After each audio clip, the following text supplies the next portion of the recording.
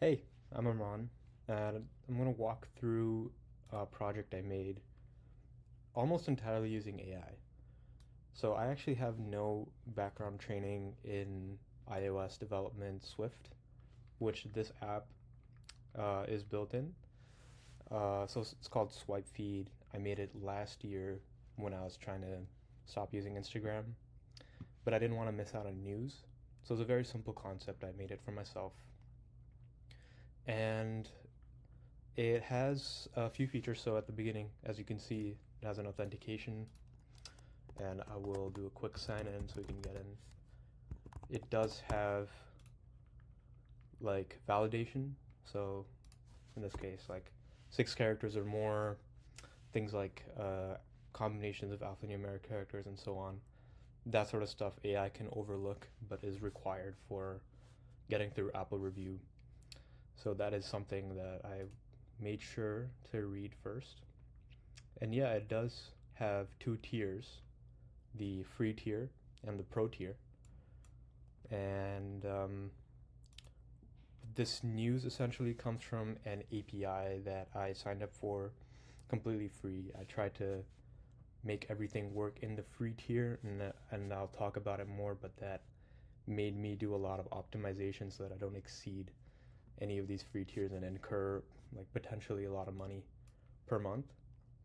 And speaking about money, this is an app that gets me around $50 a month. So it's one of the first apps I made, and it's very cool to get that $50 paycheck in my bank every month, and the fact that it's useful for some people.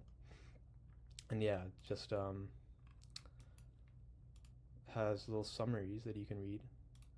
You can like them, and it gives you the original article as well, as well as a save feature, a share feature that is actually um, deep linked to the app. So if you share it to someone that also has the app, it opens up the article. And if they don't have the app, it takes them straight to the App Store. Um, yeah, things like dark mode, notifications as well. And it has a pro tier, which I'm actually using RevenueCat for, to manage. So this paywall I can actually change on my computer, and it'll actively reflect on everyone's phones. So I don't have to push out a new update essentially. And what the pro tier gets you is multiple categories. So for instance, these are like lifestyle category foods, category articles, sorry. So the backend for this is actually in Firebase, and it reflects all the user settings and things like that. Um, but yeah, almost entirely developed with AI. A lot of trial and error back when the models weren't as good in terms of getting the UI to look great, um, especially on multiple devices as well. So like, how long do you make the summaries? How long do you make the title? How do you ensure that this like button gets clicked, that it responds immediately, so you don't wait for a call to the backend, things like that.